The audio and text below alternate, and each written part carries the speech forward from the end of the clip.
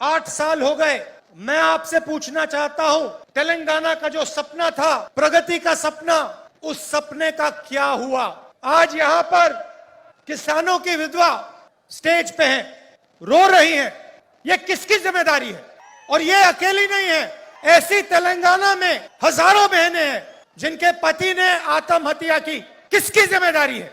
तेलंगाना का किसान कह रहा है कि मिर्ची के लिए, धान के लिए हमें सही दाम चाहिए और हमारा कर्जा माफ होना चाहिए। जैसे ही कांग्रेस पार्टी की यहां सरकार बनेगी, वैसे 2 लाख रुपए का कर्जा माफ होगा और आपको सही एमएसपी मिलनी शुरू हो जाएगी। 15,000 रुपए प्रति एकड़ डायरेक्ट बेनिफिट हम किसानों को देने जा रहे हैं। ज्यादा समय रुकने की जरूरत नहीं है। आप घबराइए मत, डरिए मत। ये काम कुछ ही महीने में कांग्रेस पार्टी करके आपको दे देगी। हमने वरंगल डिक्लेरेशन किया और उसमें हमने तेलंगाना के किसानों से वायदे किए। ये सिर्फ एक डिक्लेरेशन नहीं है, ये किसानों के लिए कांग्रेस पार्टी की गारंटी है। ये तेलंगाना के सपने को पूरे करने का पहला कदम है। किसानों की मदद, किसानों की रक्षा के बिना तेलंगाना का सपना पूरा नहीं हो सकता है। 8 साल हो गए। मैं आपसे पूछना चाहता हूं, तेलंगाना का जो सपना था, प्रगति का सपना, उस सपने का क्या हुआ?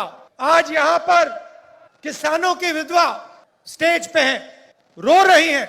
ये किसकी जिम्मेदारी है? और ये अकेली नहीं है, ऐसी तेलंगाना में हजारों बहनें हैं जिनके पति ने आत्महत्या की। किसकी जिम्मेदारी है? तेलंगाना का किसान कह रहा है कि मिर्ची के लिए, धान के लिए हमें सही दाम चाहिए और हमारा कर्जा माफ होना चाहिए। जैसे ही कांग्रेस पार्टी की यहां सरकार बनेगी, वैसे 2 लाख रुपए का कर्जा माफ होगा और आपको सही एमएसपी मिलनी शुरू हो जाएगी। 15,000 रुपए प्रति एकड़ डायरेक्ट बेनिफिट हम किसानों को देने जा रहे हैं। ज्यादा समय रुकने की जरूरत नहीं है। आप घबराइए मत, डरिए मत। ये काम कुछ ही महीने में कांग्रेस पार्टी करके आपको दे देगी। हमने वरंगल डिक्लेरेशन किया और उसमें हमने तेलंगाना के किसानों से वायदे किए।